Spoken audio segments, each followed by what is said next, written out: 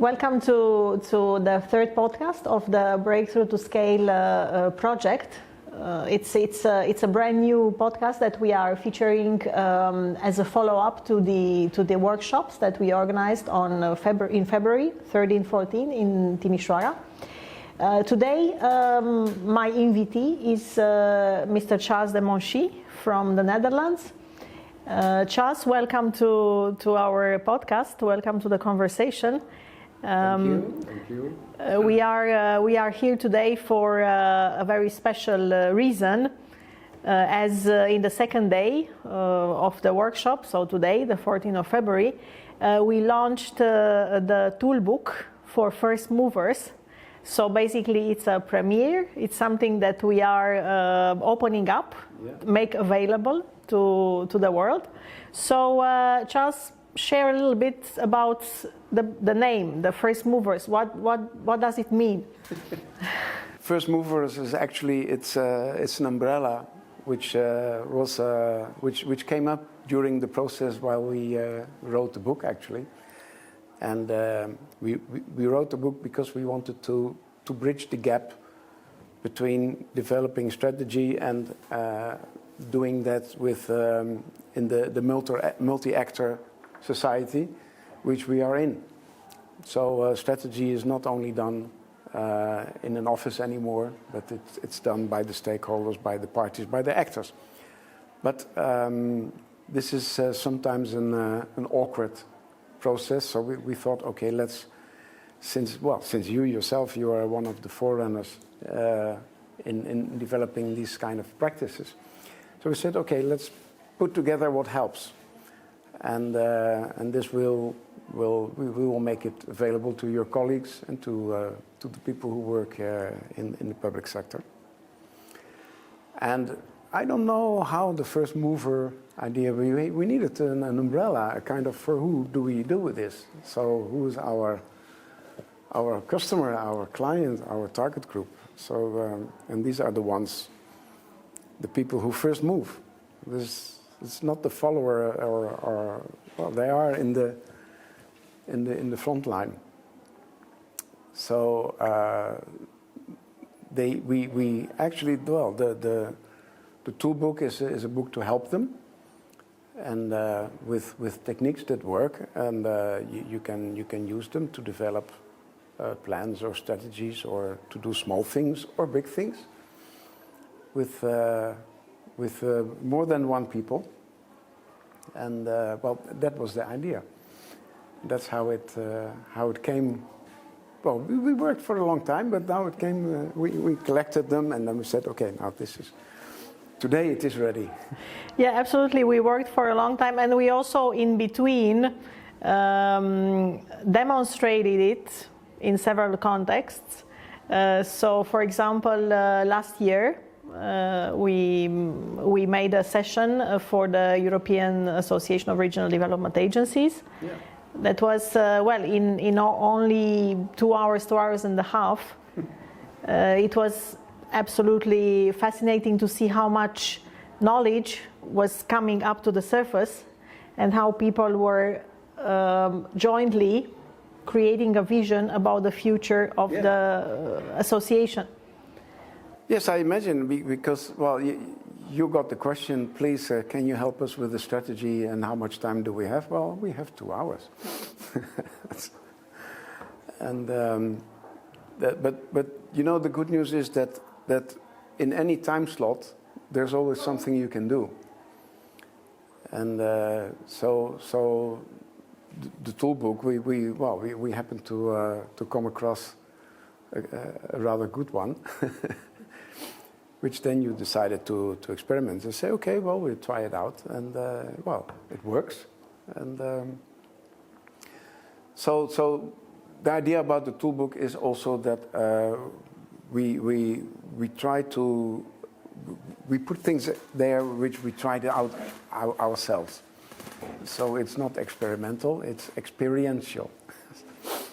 So what we think works, well, we put it in a toolbook, and it's work in progress.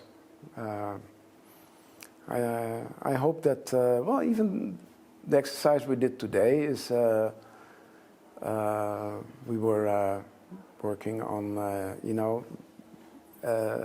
also on very practical questions from young, innovating startup companies. And then, and then we discovered there's a lot of wisdom in the group, and you just have to organize it a little bit so it comes to life. And that is the basic idea, I think, of the toolbook. Absolutely, and we are. It's important to say that we are applying the toolbook and the process of first movers approach, both to companies and also to professionals in development. So from cities, from provinces, from regions. Yeah. So it's equally relevant, and it reaches the same results. And I would like to mention a little bit of what I have observed today in the workshop facilitated by you for the managers of the 9 companies selected in the Breakthrough to Scale mentoring program. Okay. Perhaps I would say that the number one, of course there are many, but the number one outcome for them, like the immediate reaction that they had after the workshop, was relief. Right. You know, that they felt overwhelmed. Yeah. By so much complexity of actors, of peers, of possible partners, of how to navigate. So the first thing is, I am a manager. I am more or less alone. I have to take decision. I have to act. I have to think. I have to do many things. But how do I approach this? Yeah. Without being overwhelmed and without acting randomly, because nobody wants to, as an entrepreneur, to act just randomly. Yeah. Well, it's a good observation you made, because I think what we do with, let's say, the work forms we apply is to take complexity apart. Complexity is a big word. Actually, it is complicatedness. So things which are a lot, and so we take them apart, and actually we bring them into columns, and we ask the people with the real knowledge to fill in the gaps.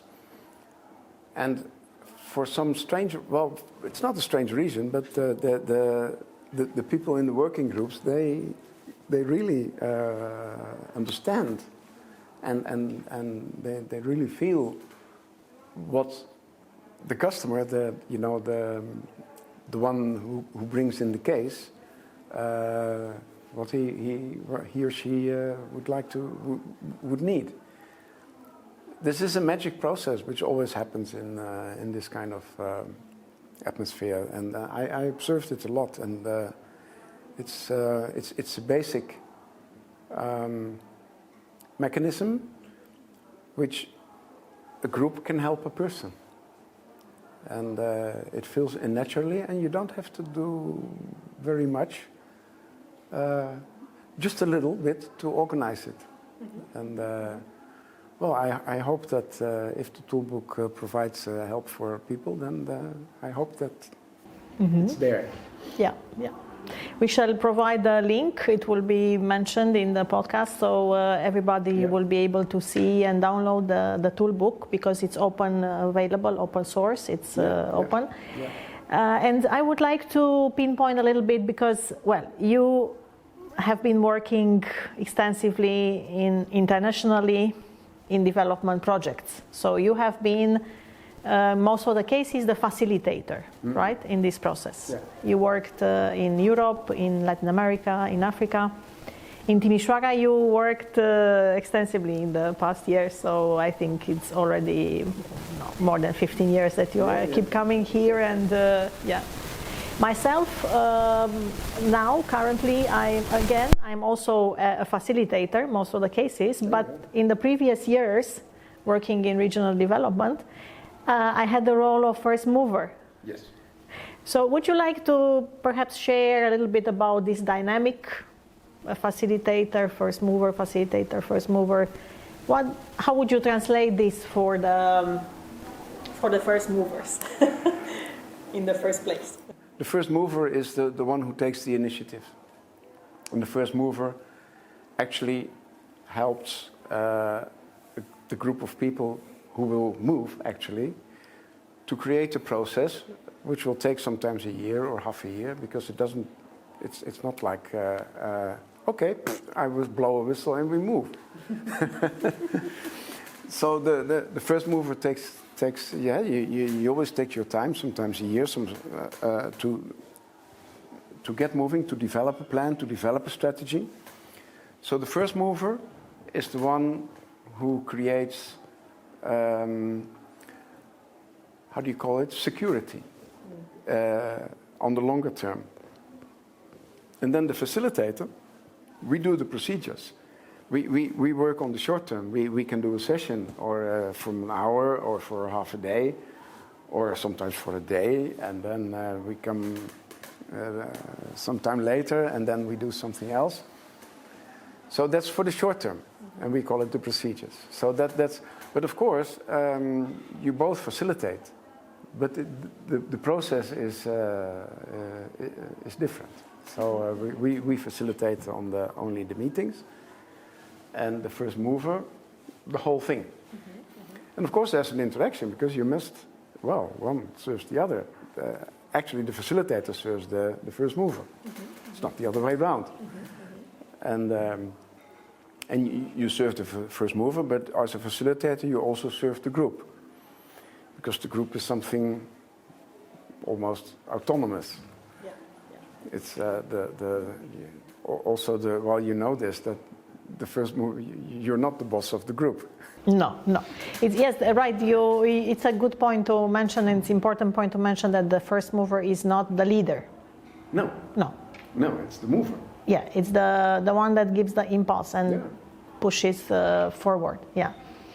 As a format, we need to say to the listeners of the podcast that as a format, basically a group of first movers that are interested to join our learning network, they would be around 8 to 10 people, right? That would be the format. The size you have now. Yeah. Coming from that, they can be coming from different geographies, from different countries. Yeah, it's absolutely open, and even brings more to the learning. And the journey would be 1 year. Yeah. Around 1 year. To have 4 meetings on premise, so face to face, like 2-day workshops, and also follow-up sessions online. Yeah. So that would be the. That's the just for the people to understand what would be the whole picture. Yeah. There is one more good news besides launching the toolbook today, is that starting from December, the Learning Networks for First Movers is also a service selected by the European Innovation Council to be delivered to the beneficiaries of the European Innovation Council, so the breakthrough innovators of Europe. So now looking into the future, how do you see this growing? Well, actually, I'm curious. To be honest, I don't know. Of course, we have expectations. We have projects in the making, and if they are approved, then of course that would be a big step, because we can then seriously start our first networks Europe scale. But I must say that your vision of let's not start small, let's start big. I was kind of amazed, but it seems to be working for now, because actually the scale we are working on is European, and it would be great fun if you would in the end have startups or innovating companies from Europe interconnecting, and then once in a while you meet face to face. But it's indeed true that once you know each other and you have confidence, and then you can do a lot without having to meet face to face, and then you can do so. we are going to experiment with this. And because, well, in the whole the idea of the learning networks comes from what we did for years in the Netherlands. We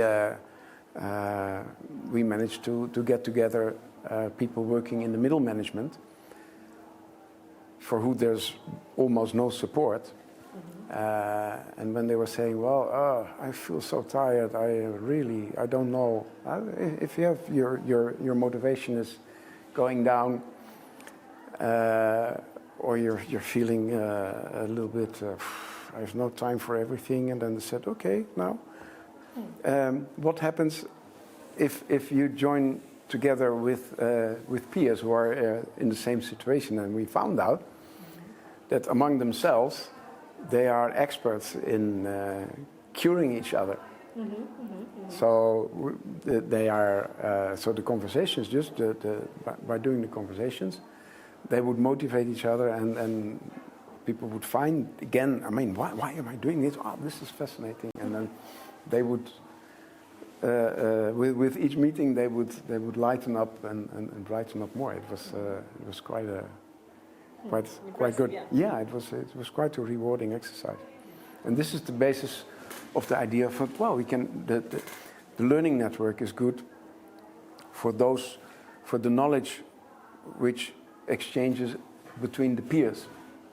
So an innovator, one innovator can help the other one. That's the basic, and we should be as out as possible. Yeah, just facilitating, as the word minimum. says. Yeah. We don't teach them much. We are there to do the logistics and and create a context. Yeah. The context that is favorable. And then we hope it. Well, like today we saw it. It started moving then. Absolutely. Yeah. Absolutely. Thank you.